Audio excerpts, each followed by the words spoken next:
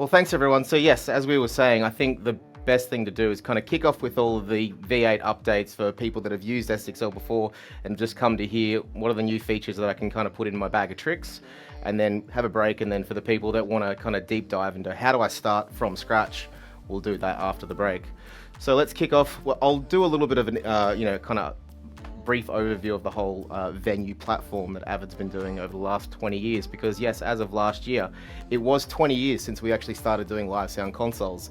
Started with the old D show and obviously Profile, SC48 and S3L. A lot of these consoles are still being used to the day. I'm not sure why.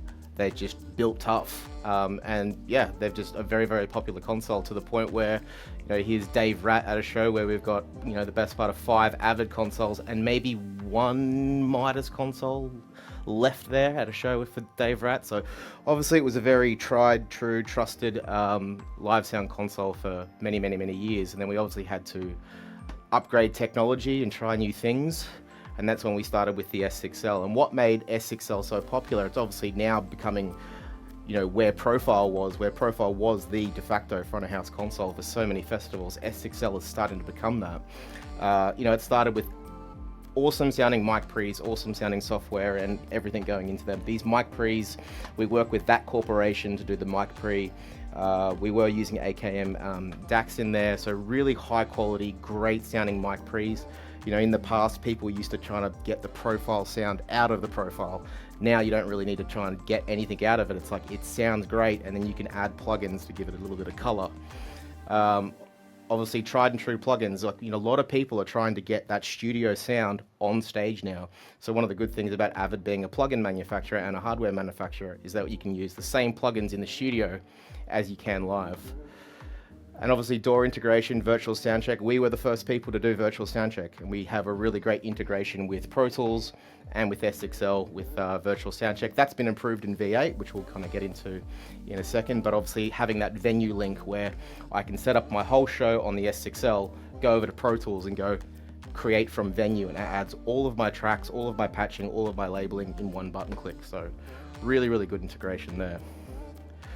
On top of that, we've got, support for pretty much every flavor of audio that you need now. AVB, Dante, Matty, whatever, AES, kind of whatever you need. You've got option cards for the engine and for the stage rack to go in there. And the venue software. Anyone that's used a Profile or a SC48 or S3LX, this screen very, very well. We tried not to change that too much. So for people that are migrating from old consoles to the S6L, this is a familiar place. So it's easy to kind of go, okay, this might be overwhelming, but I know where I am here. And you can kind of get your show up and running quickly because that's a safe space. And also we've got that full show file compatibility. I've had show files from version 3 load on this console and it hasn't been a problem. So here's the whole S6L kind of platform as it is. It's a kind of modular system. So we've got, and it's all a la carte now. It used to be you'd buy it in a system, but now you can kind of mix and match what you want. So we've got the 5 different surfaces, all the way from the 48D down to the 16C. So the D obviously is displays. You can see that 48, 32, 24D all have displays, and then the 24C and the 16C are more compact, less displays, and are obviously a little bit more affordable. We've got the 4 engines now, so obviously we have a new engine which we'll be talking about tonight, which is the E6LX 256, 192, 144, 112, and then we've got different stage racks. So we've obviously got tonight, we've got the stage 64 here, but we've also got the stage 48, which is a less modular system. So obviously to keep the cost down, it's a fixed kind of stage rack. You can't pull more inputs and outputs out of that rack.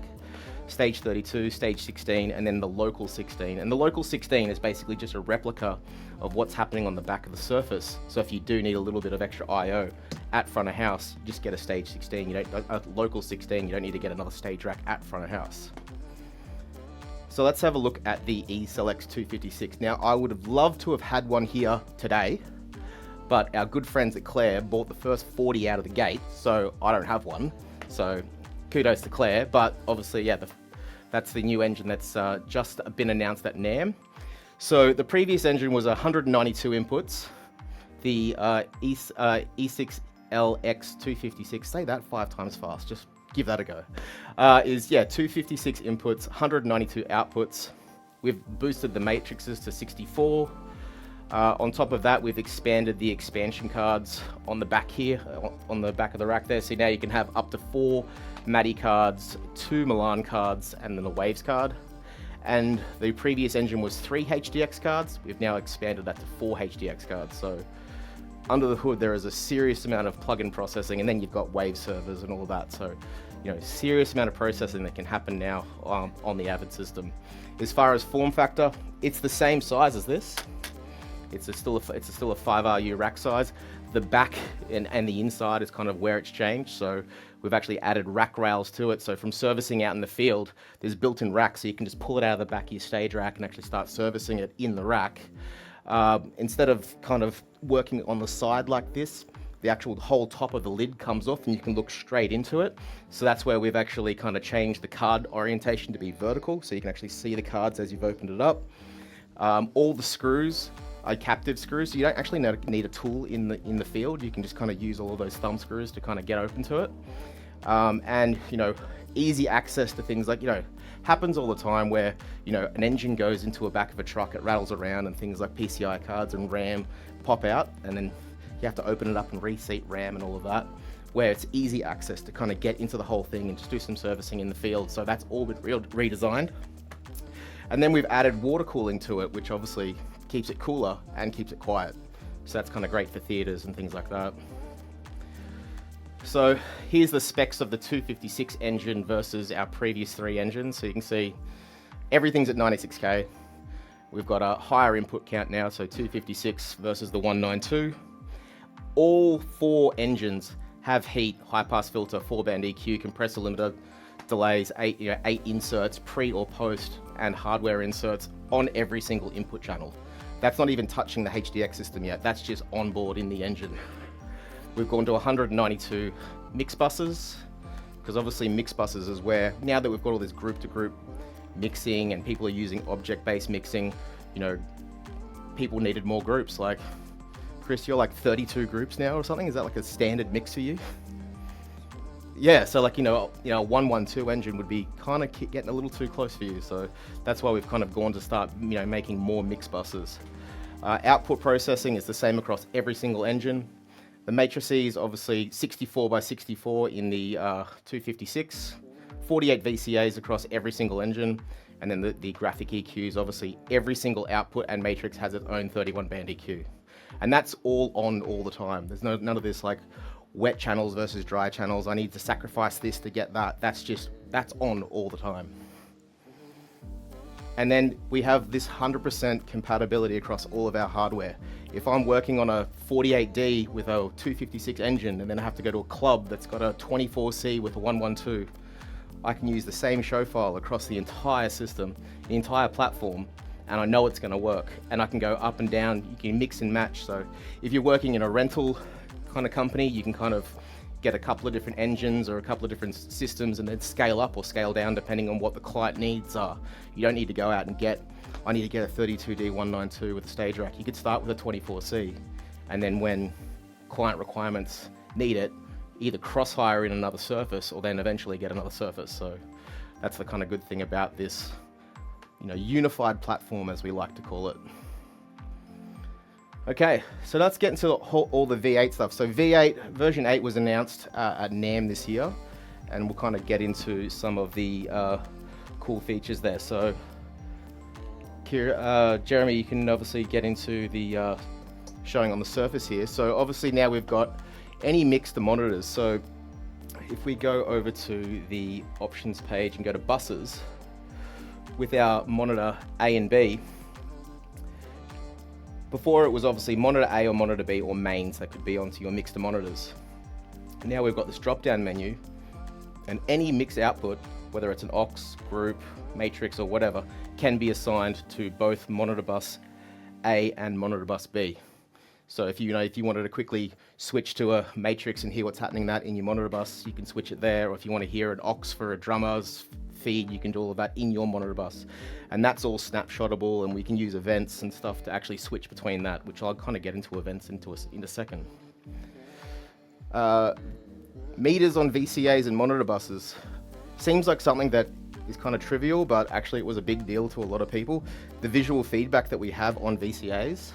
So if you flick down to the output section on this guy, I think I've got some audio going. There we go. So let's, I've got some drums here. I'll assign it to my first VCA. So if you've never done this before, this is a good thing to check out. So I'm gonna go to my VCAs. I'm gonna go multi-assign, and then I can assign a couple of my input channels through to VCA1 and hit multi-assign. Now, obviously there's no visual feedback there at the moment, but we'll start turning some things up. And now we've obviously got a little bit of a visual feedback here on these VCAs, which was never a thing. It was obviously just all blank. So the way the actual input works is the loudest member of my VCA is going to be showing that meter there. So I think it was, let's go to a section where there's actually some drums. There we go. So I think the kick drum is probably the loudest thing at the moment. But if I take that kick out, then you can see now it's actually following the snare, which is the loudest thing. And same thing when we go to the input page of how is that VCA going to be affecting these input channels here. So if we go to the input page of the screen here, I think I might have this as a layout actually. So if we go to the layout page, so you can see I've got VCA1, all of these are going to VCA1. If I actually turn this down, you can see that there's a little red kind of fader there. That's showing me that this VCA, that's how it's affecting these channels here. So when you start getting down to here, you can see that some of my channels are kind of at -40, and that kind of logarithmic fader thing, that's probably not an ideal space for where your fader should be. So kind of having it back up there is probably a little bit more ideal. But again, more visual feedback kind of showing on those VCAs, which kind of sounds trivial, but I know a lot of people looked at that going like, fucking yes. Okay.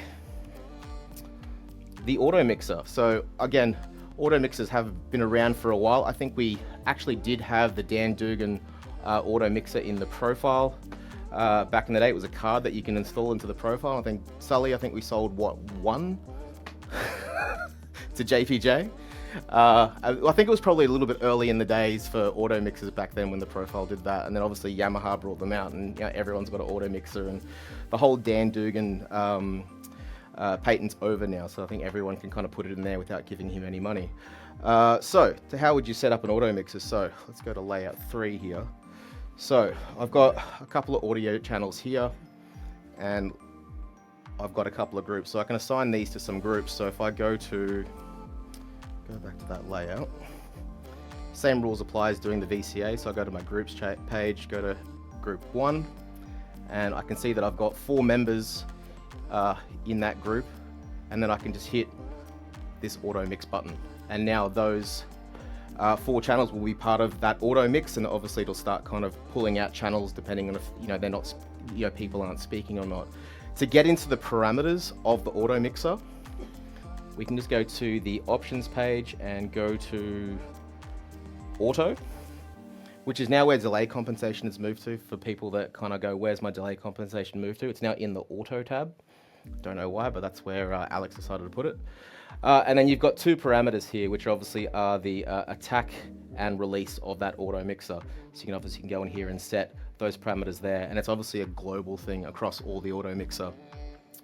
What's kind of really cool about this auto mixer that I've been working on is actually, because we've got group-to-group busing in the S6L, you can kind of set up some really kind of intuitive auto mix functions. So if I go back to that layout that I had here, so you can see I've got a couple of audio tracks that are going to what I'm going to call the panelists. So that's a group of panelists that are in a group, and then I've got another group here, which I'm calling the moderator, and they're both being routed into this final group, which is the auto mix group. So I can obviously then kind of have priority over, okay, I've got an auto mix on my panelists, moderator, all going into another auto mix group, and kind of play off who's going to have priority in those auto mixes in that final group. So it's a very, very cool way to kind of set up that for if you're doing, some kind of corporate AV gig, or maybe something in theater, use your creativity. You could come up with some really cool ideas. Oh yes, That's all snapshotable and all of that as well. So we go into our scope, you can see that we can actually add Automixer into the scope there if you want to snapshot Automix on or off. And we can obviously use events as well to control the attack and release of the Automix. We can actually go into an event and go, okay, actually change the release to this or reset the release. That can all be done with events, which we'll get into as well because the events have been improved. New CKM improvements here. So obviously the CKM, or we call the channel knob module, which is these 3 modules here.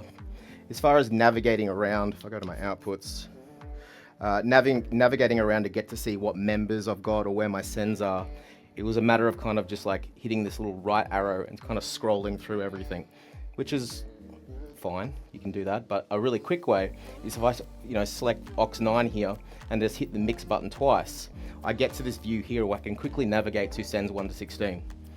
And then I can just hit that mix button again, and then I can go to my groups 1 to 32. So just a faster way of working opposed to just scrolling around or trying to get to different things, because if you've got all these output channels now, how do I get to them quickly? So I can get to the last 48 groups that quickly now on a less than 3 button press. So that's kind of been improved in that CKM. Auxes and groups and VCA features improvements there. So this is all kind of UA stuff on the external screen. So if we actually do look at, say, let's get out of this layout and have a look at, say, my auxes here.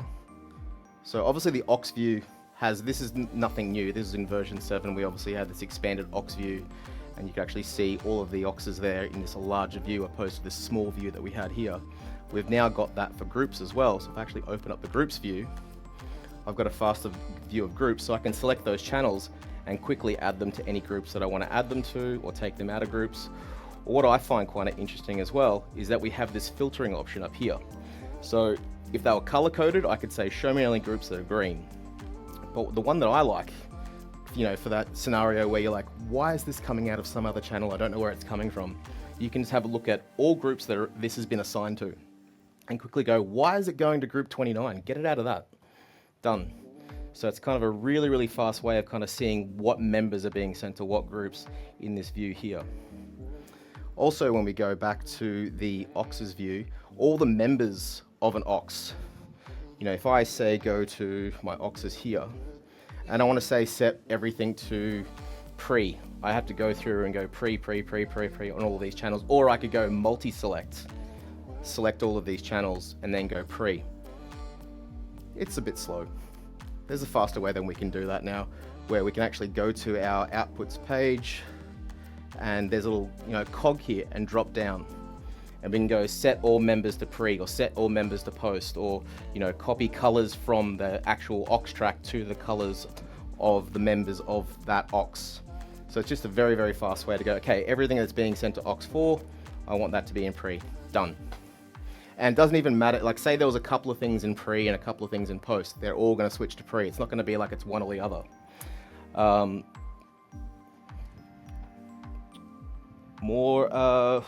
Oh yes, we've improved the amount of configurations of your auxes and buses. So under the system tab, let's go to edit.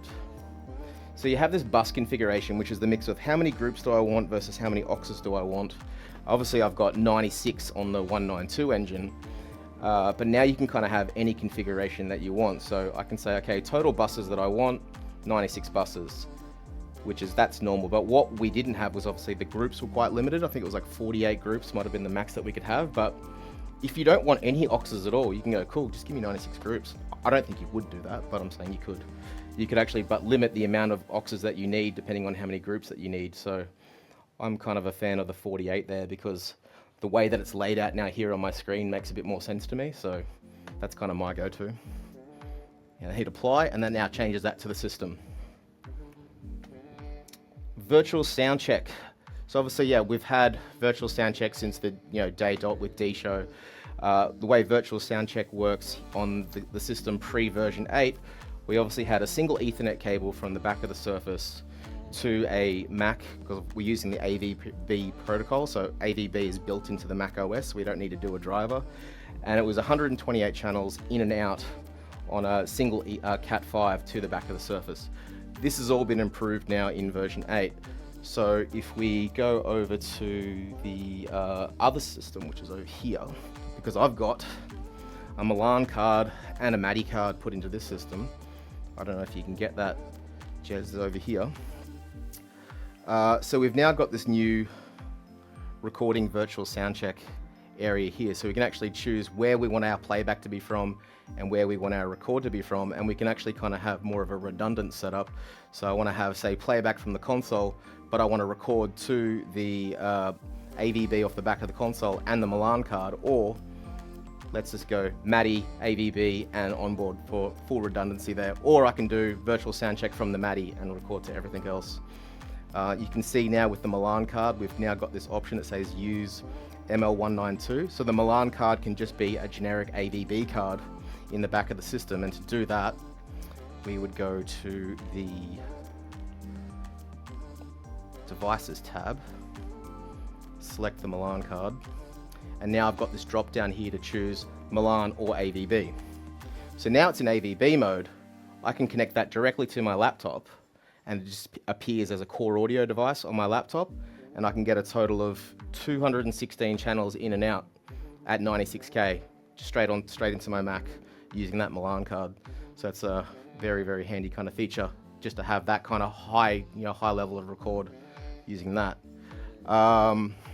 So I think now we've expanded the amount of support you have for MADI cards and Milan cards in engines because of this high record count now. So with the MADI card, we've now expanded it to 4 MADI cards.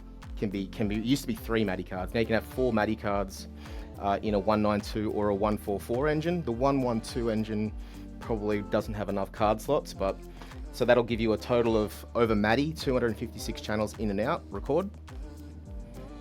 And then with the Milan card, we've expanded that to 2 Milan cards can actually be put into a system as well. So yeah, that's a total of 216 channels over a Milan card. So lots of audio in and out into a system should you need all of that. It's pretty insane.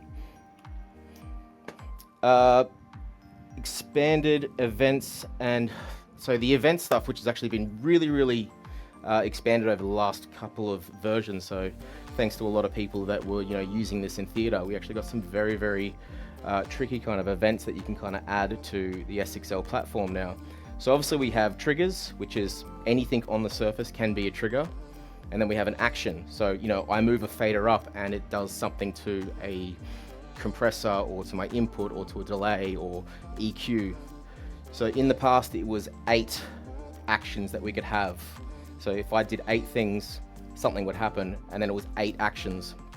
That's now been changed to 128 actions and 128 triggers per event. So for the people that are working in theater, where you want to do one little thing but several things happen at the one time, that's where this is really going to play out. And on top of that, we've kind of made it a little bit easier for creating duplicate kind of snapshots, or events as well.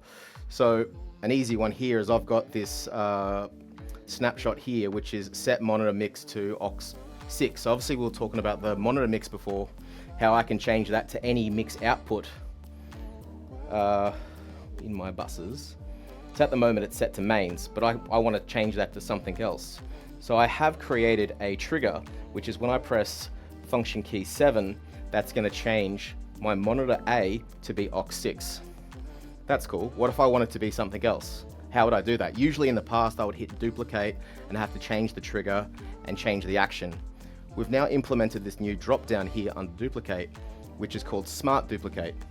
So when I hit that, it doesn't change the name, but it changes the trigger to be the next function key down. So now it's on function key 8, and move that to aux7. So it's very fast way of kind of doing that. Another option I've got here is I've got, sends on faders on aux9. Hit that, and that's now moved that to 10 and aux10. We can also do that inside of triggers and in actions as well. So here I've got a setting where I've got actors fade in. So I press this button and that fader moves up. What if I want to do that that one button to many faders. So I can just press this action here under duplicate, smart duplicate, and that now moves that to fader 19. We can make that even better, where if I say select both of those and go smart duplicate again, and then say select all of those and go smart duplicate again, and you can see it's just following down the channel. So very, very quickly with a one button press, I can get that action to happen very, very quickly. So that's all the kind of improvements that we've kind of added to the events there to just make all those events that people are using very, very easy to kind of recreate quickly.